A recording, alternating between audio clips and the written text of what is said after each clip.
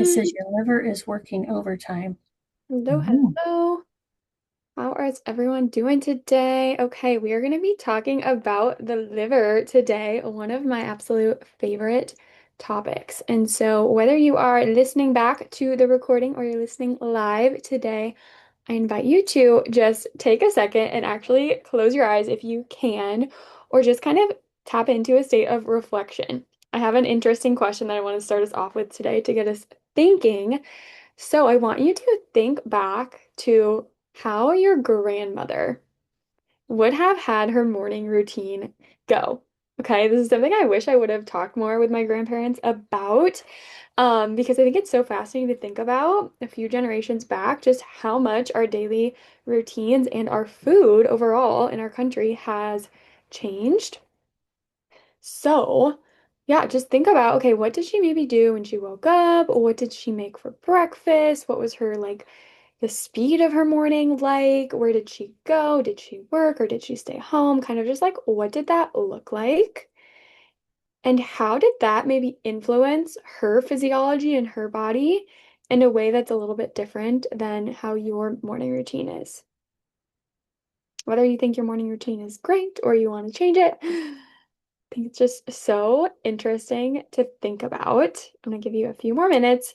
But again, you can come back to that practice and take a little more time, possibly. If you have grandparents or parents, ask them. It's really, really interesting to think about. I was just thinking before I was making this about a book that I read a long time ago that really got me interested in food and nutrition called The Omnivore's Dilemma by Michael Pollan. He's a very beautiful writer. He really writes in like a story type of way. So it's definitely not kind of your self-help nutrition book.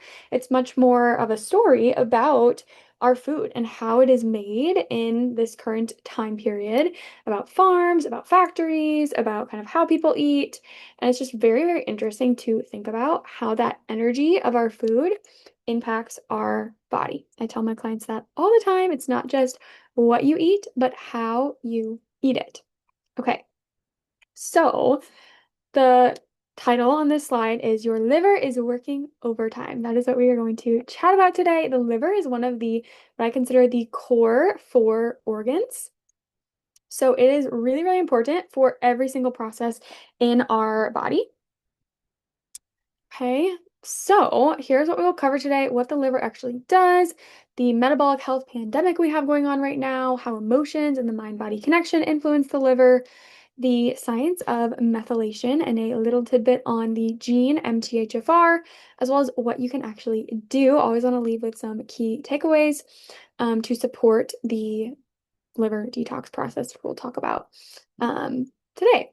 Okay, so like I said, your liver is one of the core four organs. The other core four organs are the stomach and the colon, and then also the gallbladder, which works very closely with these two organs. So these are really essential for how we utilize food in our body, create energy, detox, have bowel movements, which is a main part of detox. So the liver manages over 500 functions daily, and two of its essential jobs are detox and drainage. Okay. It also is critical for bile production. So the liver actually makes bile. The gallbladder stores our bile. Okay. And this is a primary way that we detox. The bile is helpful for not just breaking down dietary fat, so like your olive oil, your cheeses, your beef. It helps to break down those fats so that we can use them in our body. Fatty acids are actually really, really important. I always also tell my clients I hate that the fatty acids in our body, the fats in our food are called fat because people think they're going to make them fat, which is not the case, right? We know that the Mediterranean style of eating, where people eat a lot of olive oil and nuts and salmon, these fatty fish are is a super healthy way of eating. Um, so the bile helps our body to use these essential fatty acids. It also is a way that we can detox and get extra toxins and extra hormones out of the body. Okay. So the liver is really a key player in our metabolic health, which metabolic health we've talked about in some of my other lessons is really having to do with your body's ability to regulate blood glucose levels or blood sugar, as well as to gain and release and use fat. Okay. So actual body fat or adipose tissue, which is different than, like I said, the fatty acids in our olive oil and our egg yolks and things like that. So metabolic health is very interconnected with body composition as well as our heart health. And our liver health. Okay, so we have this cycle where if our blood glucose is too high for too long, it forces the pancreas to make more of a hormone called insulin that helps our body to use carbs. So it kind of wears and tears on the pancreas when the blood sugar is too high for too long. And kind of an interesting note that I have seen just through my years working with clients is that not all of my clients who have high blood sugars are actually eating too many carbs. Okay, this is a very, very big misconception. And I find that unfortunately, many doctors, many even some nutrition coaches, but mainly I would say doctors and personal trainers sometimes have a little bit of weight bias where they are really not understanding the person as a whole when they tell them to eat less and move more and lose weight, right? Like I said, sometimes it's not just a carbohydrate intake problem, it's a stress problem. It's something that maybe has been developing since we were a child. There's a lot of nutrient deficiencies. There might be a lot of stress and trauma in that person's life that is causing their body to run higher with their blood sugars. Okay, so one really important component to liver health and blood sugar health is just checking these numbers, not waiting until you are 40, 50 years old to check your A1C and your insulin. This is the one that really gets missed a lot that I will run for some of my clients because as a dietitian, I do run labs. But I also will go off of symptoms to be able to identify if somebody I think is more insulin resistant, but sometimes it actually kind of surprises me that I didn't think they would be. And then I check their labs and okay, yes, these are a lot higher than we want to be seeing. Um, and so by checking those numbers, yes, we can have more awareness and more focus on nutrition and fitness. We might need to be a little bit more extra or a little bit more restrictive, even for a period of time. I don't love the word restriction because it scares people a little bit, but we may need to be a little more intentional as well as consider other interventions like supplements and medications that can help really focus in on that root cause of the blood sugar. Um, so, as I was saying, that glucose cycle can start when we have high blood sugars for whatever different reasons. And that adds extra pressure on the liver because those high blood sugars end up getting stored as fat in the liver. So, fatty liver, not even related to alcohol. So, there's alcoholic fatty liver and then there's non-alcoholic fatty liver, is really on the rise in the last like 50 years. I've listened to a few different podcasts. There was just one on the Diary of a CEO, which is a pretty popular health podcast right now that was talking with a doctor who said about 50 years ago, he would not see fatty liver and type 2 diabetes in people under the age of 50. It was very, very rare. And now they're seeing it all the time, all the time. And again, there's not a full understanding of completely why this is happening. There's probably many factors, but our food supply is for sure a piece of it. Our food supply has become a lot more focused on, unfortunately, on processed grains, on carbs, things like cereals, a lot of breads, and the way we've processed them have made them less rich in fiber and higher on that glycemic index. So, in simple words, our food is spiking our blood sugar too much. Potentially we're eating more food, but also it's some of it is the type of food. So going back to that practice I had you do at the beginning, where you're thinking about, okay, what was my grandma's morning routine? I know that for me, the one grandma I had spoken to, she has said she would make a lot of eggs and bacon, right? That's a very higher protein and fat meal that was keeping her blood sugar more stable. Now, this grandma did actually end up going on to develop type 2 diabetes, so I don't know all of the things she did throughout her life and how these things impacted. But I know like a lot more people used to eat more of like a savory breakfast rather than what I know I grew up on was sugary cereals and orange juice, right? Which is a lot of carb. Um, so potentially some of the patients that are being seen in the more rural communities, I do see like higher rates of some of these high blood sugars in those families because um, there are just a lot more of those processed carbs that are easier to get when you're farther from a grocery store. Like getting more fresh meats and fresh vegetables can be a little bit harder at times. So those quick options, those cereals, quick breads, biscuits can sometimes be just like easier to use. So there's lots of challenges. And so the liver is also something that in traditional Chinese medicine is talked about a lot, how to support the liver. They actually believe that the emotion of anger is really, really connected to liver health and that unprocessed emotions can impact the liver. So again, like I said, chronic stress, unresolved grief, suppressed anger, trauma, these things can all influence our metabolic health. So it should not be an only food-based approach. However, that is definitely something that in nutrition research has been looked at and shown to help with liver health and metabolic health. Okay, I want to pause. Does anybody have questions yet? Throw them in the chat if you do. I will be keeping an eye on that. Um, so methylation is something that has been really a breakthrough in nutrition and metabolic health science in the last, I would say, 20-ish years. So methylation is really this process of how our body uses different vitamins, okay? Specifically our B vitamins, but also some other nutrients, and how our body can then detox, support our hormone production, and DNA repair. Okay, so one component of the liver is methylation. It's not the only thing that the liver does. Like I said, it does so many things in our body, but it does play a really big role in this methylation process. And we have found that about 40% of people carry a gene, carry some variants or mutations in a gene called the MTHFR gene. So when you think about genes, there's everybody is born with this genetic blueprint, meaning they have these gene mutations that they are born with. Okay. You cannot change your genetic blueprint. However, through nutrition, medicine, lifestyle changes, you can change how those genes are expressed.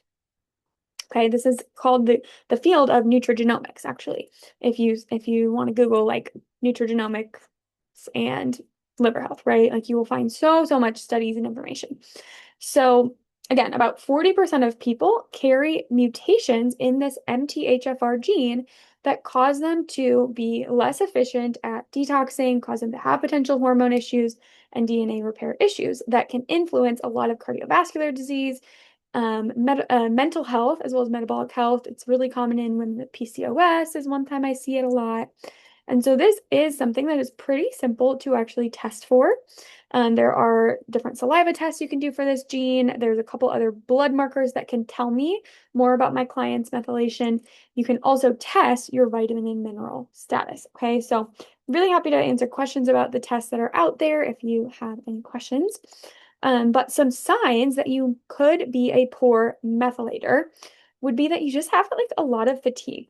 And I actually find that a lot of people don't really, maybe know what their fatigue like baseline is, or they might feel like they know, but they don't know that they could have more energy because that fatigue baseline has just been their baseline for a long time, or it slowly has gotten worse over time.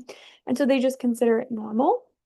But definitely like if you're feeling like you just need caffeine to get through the day, you really like feel like you crash at like 2 p.m., you wake up super tired even despite getting 7 or 8 hours of sleep, right?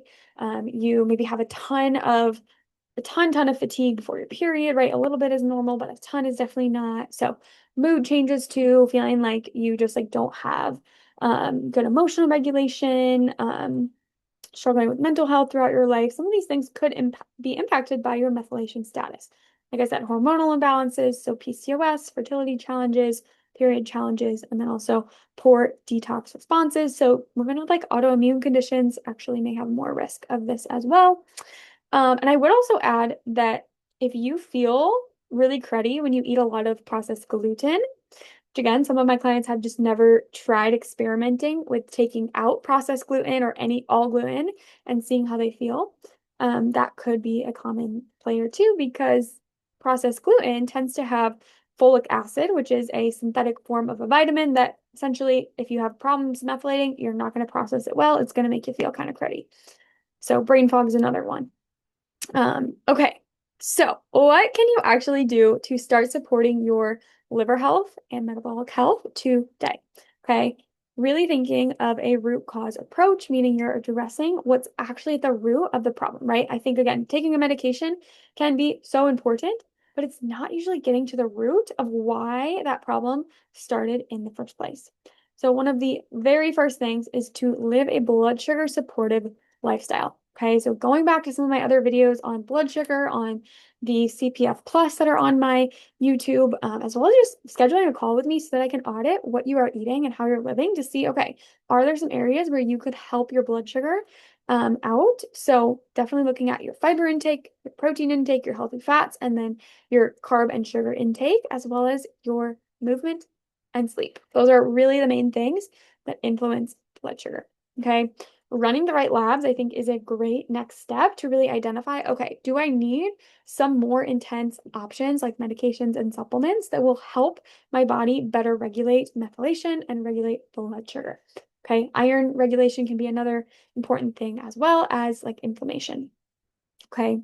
The third one I would say is methylation support. You don't necessarily need to, depending if you run labs, you don't need to for sure take a multivitamin. However, a lot of my clients, I will put them on one just based on their symptoms. But even just eating more of these B vitamin rich foods, especially if you feel like you are somebody who either struggles to get enough protein or maybe eats a lot of like dairy based protein, really adding in some more high quality grass fed beef, turkey, eggs, beans, leafy greens. These can give you a lot of natural B vitamins. I also love creatine. Creatine supplements can be a really great methylation support as well as collagen and bone broth. Okay, so those would be some of my top foods for methylation support. And then, as I said, really thinking about yourself as a whole. Okay, where could stress and sleep be prioritized? What types of support might you need to do? And where could you maybe be actually doing less in your life, right? Auditing your life, auditing your schedule, seeing, okay, is there time for me to just lower my stress? When we lower stress and we help our body be more regulated and calm and safe, we actually support methylation naturally, okay? And we support our liver, okay? So I want to end today with sharing about actually the process of how I help my clients to support their liver through functional protocols. So again, this is something that I would do not in one coaching call. This would be over a period of time as we're tracking your labs, your symptoms, how you're feeling, what you're eating, all of these different factors.